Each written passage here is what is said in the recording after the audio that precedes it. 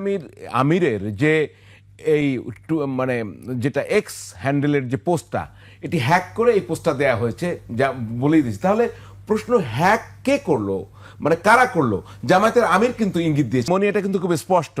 মিছিল বিএনপি থেকেই বের করা হয়েছে, ছাত্রদল বের করেছে হই হই করে। উনি কিন্তু স্পষ্ট যেটা করেছেন সেটি হচ্ছে তারাই এটি করেছে। এর আগে কিন্তু মানে সহকারী সেক্রেটারি জেনারেল এটাও বলেছেন জামায়াতের, যে যারা এটি চেয়েছে, যারা মিছিল করেছে তারাই এটা করেছে। আপনারা কিভাবে দায় এড়াবেন?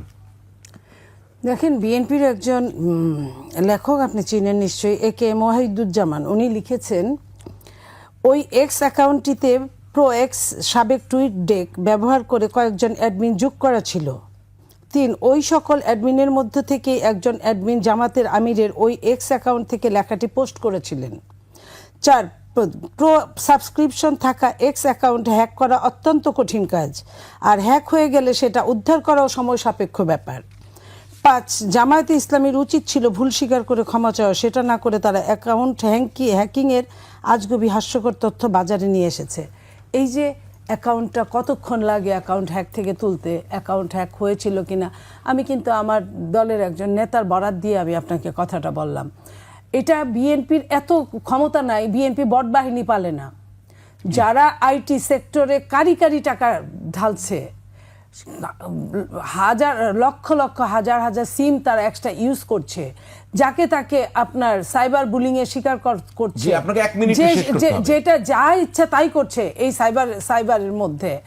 তারা যদি এই কথা বলে তাহলে ভূতের মুখে রাম নামের মতোই শোনায় আপনার। এইটা আমরা মনে করি যে এইটা উনি এক কথায় স্বীকার করলেই হতো যে ভুল মানুষেরই হয় এইখানে, যে উনি ওই কথাটা বলতে চান নাই বা লিখতে চান নাই। আপনার মনে আছে যে মাহফুজ সাহেব, আমি শেষ করে দিচ্ছি, মাহফুজ সাহেব তো কত কথা লেখেন, আমরা উপদেষ্টাদের দুই একজন উপদেষ্টা লেখা দেখতাম, কতক্ষণ পরে আবার মুছে ফেলতো, কতক্ষণ পরে পুরাটাই মুছে ফেলতো। একই সঙ্গে আপনার কি মনে হয়, আপনি একটু আগেই বলছিলেন যে এটা কি একটা পলিটিক্যালি ডিবেট হচ্ছে, ঘায়াল করার ডিবেট হচ্ছে এই মুহূর্তে? মূল জায়গায় আমরা অ্যাড্রেস করতে পারছি, নারীর মান বা তার মর্যাদা সমুন্নত করার চেয়ে দুটি রাজনৈতিক দল কি এখন বিবাদে জড়ানো এই বিষয় নিয়ে? একদম সংক্ষেপে জবাব চাই। মানে এটা তো অবশ্যই, এটা নিয়ে আমার আর বেশি কিছু বলার নেই। আমি যেটা একটু বলতে মিস করেছিলাম আমি একটু বলি। ইসলামের যে আপনি কোরআন যেভাবে পড়বেন, আরবি পড়ার একটা, আমি যতটুকু জানি ততটুকু বলি। প্রত্যেকটা আরবি ওয়ার্ডের মূল রুট আছে, আরবি রুট আছে। সো যে শব্দটা, আমি যদি ভুল করে না থাকি, আপা যে আয়াতটা মানে রিসাইট করেছেন, সেখানে কওয়ামুন তো মূল রুটটা হচ্ছে কাফ ওয়াও মিম। তাহলে কাফ ওয়াও মিম, এই মূল রুট থেকে কিন্তু অসংখ্য শব্দ এসেছে। আপনি যখন মূল রুটের শব্দটা জানবেন, তখন হচ্ছে আপনি ওই শব্দের সঠিক মিনিং এটা আপনি বুঝতে পারবেন।